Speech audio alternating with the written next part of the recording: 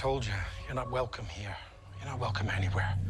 Now get the fuck out of my bar. Just give me one more drink and then I'll leave. Hi, Peanut. I'm gonna need you to come with me right now. Look, lady, I'm not interested. All right, well, I'm sort of on the tick-tick, so upsy daisy. Here we go. Oh, whiskey dick of the claws. It's quite common in Wolverines over 40. You don't want this.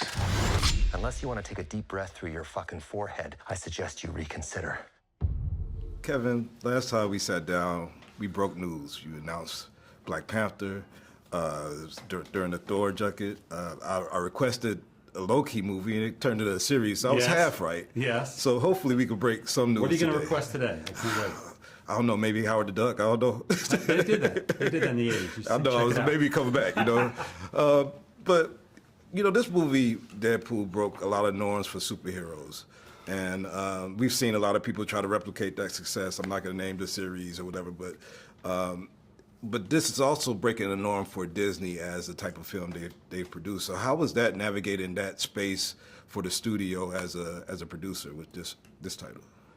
Well, it was a foregone conclusion. It was always something that was very clear from the moment Bob Iger announced the acquisition of Fox. I think somebody in one of the earliest press conferences he did asked about, will you let Deadpool stay rated R? And he goes, yes. Next question. Yeah. So it was always the road we were heading down, which is really the only road, because how could you? It works so well. Why would you take away one of the things that makes Deadpool Deadpool? Yeah. In this movie, Wade goes on a job interview. He's got to finish with his career.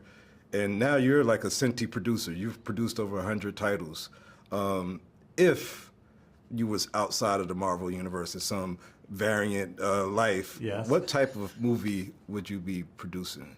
Well, you know, the great thing about the variant life that I'm in now is that I get to do so many different types of movies, right? I think there are people that look at anything based in a graphic narrative format of a comic being translated as, oh, that's a comic book movie. But we never look at it like that at Marvel Studios. I think we've been able to do all sorts of genres, and even now, you know, ratings with the R-rated tone of Deadpool.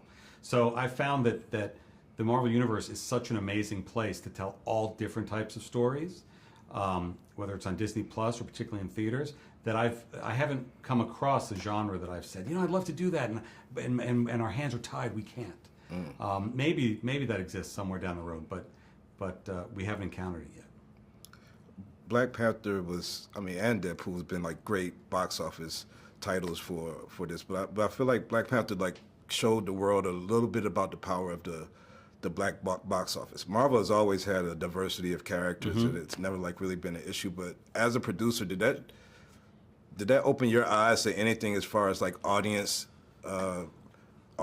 need or audience desire for types of titles? I think so. I think the success of the movie and the way that Ryan told both of the stories in both of those movies, the way the world responded to it made us feel better about the world. There had been a lot of ways of thinking, oh, a black superhero won't translate in this territory or in this country, that proved incorrect to the success of Black Panthers. So that was exciting. But it also was seeing, and you remember, was it before TikTok? I don't remember. But when Black Panther first was coming out, the reactions to the poster in the lobbies, and just seeing groups of people being so excited to see this, that really registered. The notion that kind of enthusiasm, which I feel like I had been lucky and privileged enough to experience when I was a kid, looking at every movie poster, that there were people who maybe didn't always feel that way, and that with Panther, you know, they can, and that certainly was like, let's keep doing that, because that feels exciting.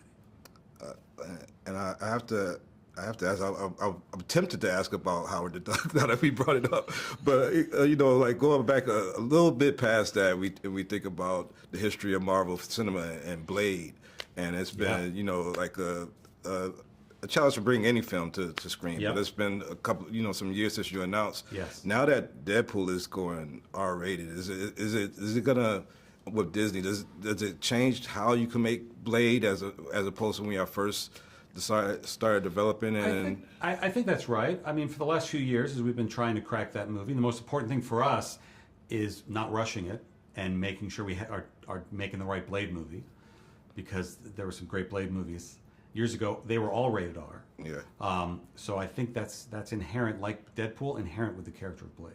Yeah. Well, I always love what you do, man. Thank you. One of the greatest producers to do it, and I always appreciate the time and thoughtfulness to your I like the answers. shirt. Somebody just asked me a question. Oh, do people need to see the Loki series to know what the TVA is? And I said, no. We introduce the TVA through Deadpool's eyes, so it can be. You don't have to know anything about it. Yeah. It seems like you do know what the TVA is. I know what the I like TV that. is. Yeah, Yeah, great. that's my variant. Yes.